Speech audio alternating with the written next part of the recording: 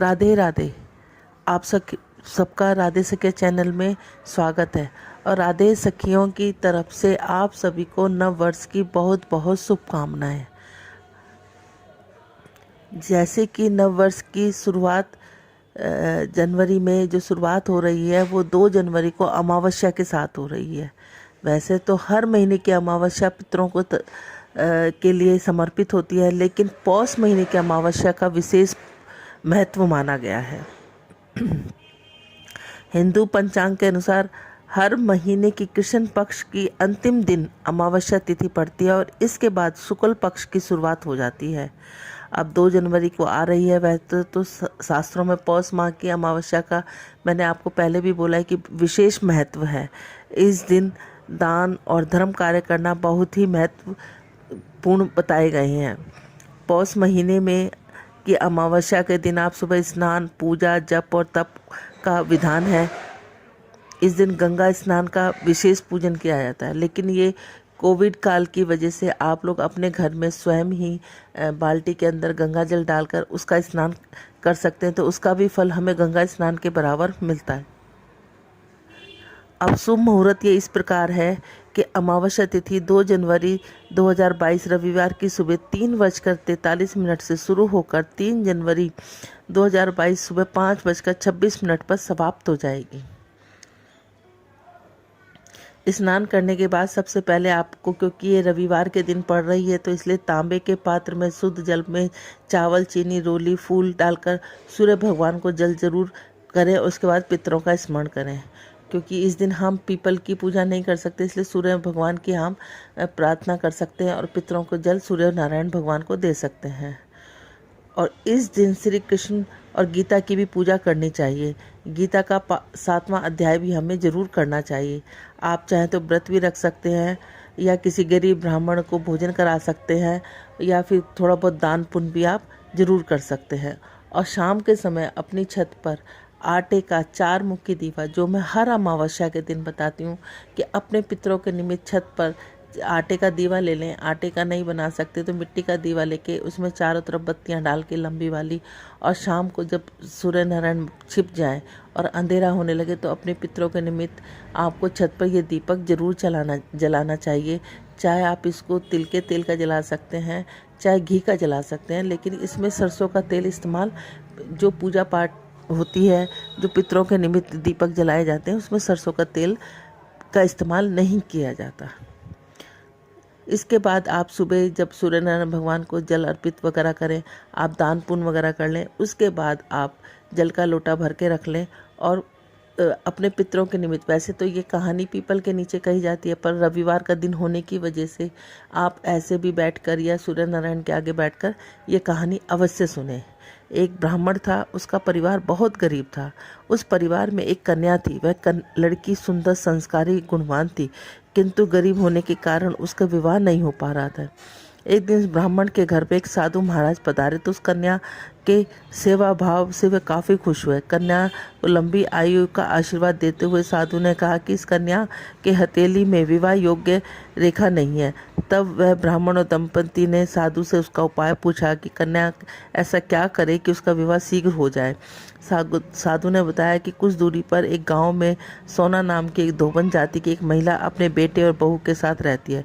वह बहुत ही आचार विचार और संस्कार संपन्न तथा पतिपरायण है। यदि वह कन्या उसकी सेवा करे और महिला इसकी शादी में अपनी मांग का सिंदूर लगा दे तो इसके बाद इस कन्या का विवाह हो सके तो इसका विवाह वैभव योग मिट सकता है। साधु ने यह भी बताया कि वह महिला कहीं आती जाती नहीं है। यह बात सुनकर ब्राह्मण ने अपनी बेटी से धोबिन की सेवा करने के लिए ये बात कही। अगले दिन कन्या प्रातःकाल ही उठकर सोना धोबन के घर जाकर साफ सफाई और अन्य सारे काम कर कर अपने घर वापस आ जाती। एक दिन सोना धोबन अपनी बहू से पूछने लगी कि तुम तो सुबह ही उठकर सारे काम शुरू कर देती और पता भी नहीं चलता। बहू ने कहा, माँ जी, मैंने सोचा आप ही सुबह उठकर सारे काम खुद ही ख़त्म कर लेती हूँ, मैं तो देर से उठती हूँ। इस पर दोनों सास बहू निगरानी करने लगी कि कौन है जो सुबह ही सारा घर का काम करके चली जाती है। कई दिनों के बाद धोबन ने देखा कि एक कन्या मुंह अंधेरे घर से में आती है और सारे काम करने के बाद चली जाती है। जब वह जाने लगी तो सोना धोबन उसके पैर पर गिर पड़ी, पूछने लगी कि आप कौन हैं और इस तरह छुपकर मेरे घर की चाकरी क्यों करती हैं। तब कन्या ने साधु द्वारा बताई गई सारी बात कही। सोना धोबन अपने पति प्राण थी, उसने तेज था, वह तैयार हो गई। सोना धोबन के पति के थोड़े अस्वस्थ थे। उसने अपनी बहू से उसे लौटने आने तक घर पर ही रहने को कहा। सोना धोबन ने जैसी अपनी मांग, वो लड़की की शादी होने लगी तो शादी फेरों के समय पर सोना धोबन ने उसके पति की मांग के भरने के साथ साथ ही सोना धोबन ने अपने मांग का सिंदूर उस कन्या के साथ में लगा दिया। लेकिन उसने अपनी मांग का सिंदूर जैसे ही उस कन्या की मांग में लगाया तो उसका पति मर गया। लेकिन वो अपने घर पर कह आई थी कि मेरे पति को कुछ भी हो जाए, आप इसको जल में रखना। अब लेकिन उसके पति के मरते के साथ ही सोना धोबन को इस बात का पता चल गया। वह लड़की के घर से निर्जल ही चल पड़ी। वह सोचकर रास्ते में कहीं पीपल का पेड़ मिलेगा तो मैं उसकी भावरी देकर और उसकी परिक्रमा करके ही जल ग्रहण करूंगी। उस दिन अमावस्या थी। ब्राह्मण के घर में मिले पकवानों के एक जगह रखकर उसने ईंट के टुकड़ों से 108 बार भावरी पीपल की परिक्रमा दी और पेड़ की परिक्रमा देने के बाद उसने जल ग्रहण करा। ऐसा करते ही उसका पति वापस जिंदा हो गया। जैसे सोना धोबन की भगवान ने सुनी, उसके पति की लंबी आयु दी और साथ में उस ब्राह्मण कन्या को भी शादी का सुख मिला, वैसे ही हे भगवान तुम सबको देना। इसी तरह से मैं आपको हमेशा कहती हूँ कि अमावस्या के दिन हमें अपने पितरों के निमित्त जरूर कुछ करना चाहिए। अब जैसे रविवार पड़ गया तो सूर्य नारायण की पूजा करें, नहीं तो हमें पीपल की परिक्रमा जरूर करनी चाहिए। हमें पता है कि आज के टाइम में हम 108 परिक्रमा नहीं कर सकते, टाइम नहीं है या हमारी तबीयत अस्वस्थ है, तो ऐसे में सिर्फ आप 8 परिक्रमा कच्चे कलावे का धागा लेकर उसे लपेट सकते हैं। उनके नीचे आप दीपक जला सकते हैं, कच्चा दूध चढ़ा सकते हैं और साथ में भगवान से प्रार्थना भी कर सकते हैं। जैसे कि मैंने पीछे आपको पीपल की पूरी पूजा के बारे में आपको एक पूरी वीडियो दी है, वो मेरे डिस्क्रिप्शन बॉक्स में आपको उसका लिंक मिल जाएगा, आप उसको दोबारा से देख सकते हैं। बोलो राधे राधे। श्रीमन नारायण नारायण नारायण, लक्ष्मी नारायण नारायण नारायण, तुलसी नारायण नारायण नारायण, श्रीमन नारायण नारायण नारायण।